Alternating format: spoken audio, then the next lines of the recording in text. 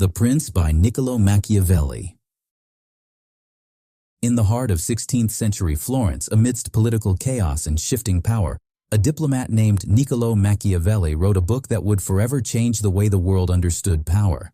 It was called The Prince, a manual not for dreamers but for rulers, not for saints but for survivors. It was written not to flatter kings but to reveal the truth that others feared to speak. Machiavelli had seen the fall of republics, the betrayal of allies, and the rise of tyrants. From that storm, he drew one conclusion: power obeys no morality but its own. Virtue alone could not preserve a kingdom. Wisdom without strength was ruin. His work was not a celebration of cruelty, but a study of human nature and how to rule it. He began by describing the kinds of states and rulers, those born into power and those who seize it.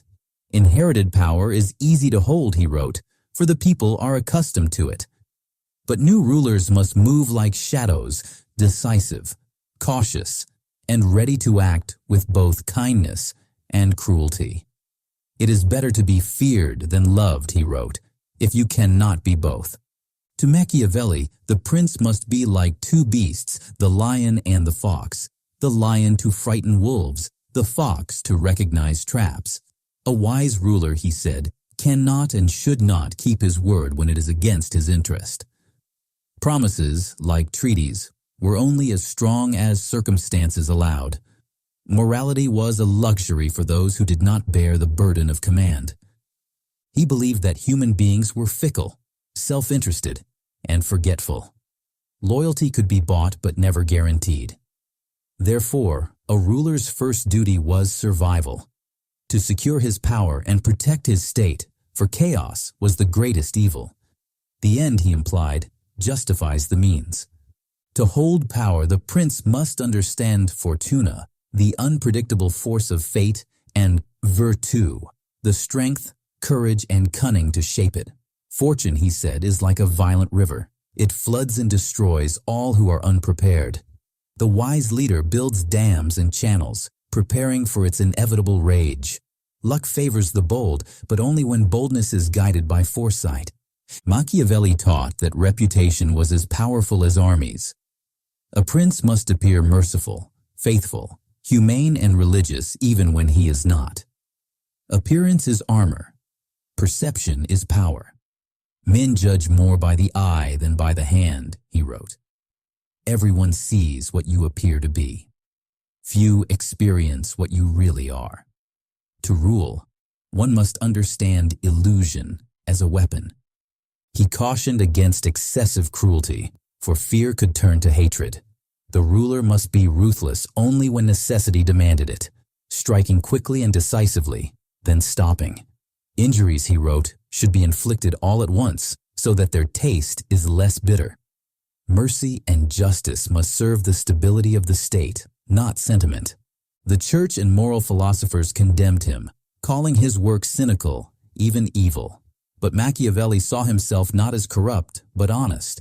He described men as they were, not as they ought to be. To him, morality without power was weakness, and idealism without realism was suicide. His prince was not a villain, but a realist, one who understood that to preserve peace, one must sometimes act against virtue. He also warned rulers of flatterers, those who poison the mind of power. There is no other way of guarding oneself against flattery, he wrote, than letting men understand that you will not be offended by the truth. Yet he knew few leaders were strong enough to bear it. For Machiavelli, politics was not about perfection, but preservation.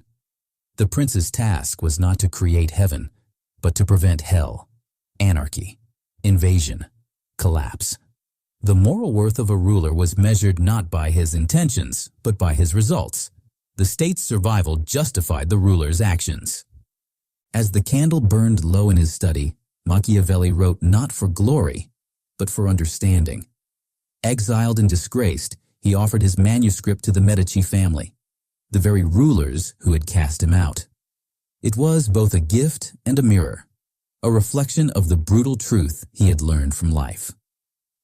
Centuries later, The Prince would become one of the most studied books in history, read by emperors, generals, presidents, and revolutionaries.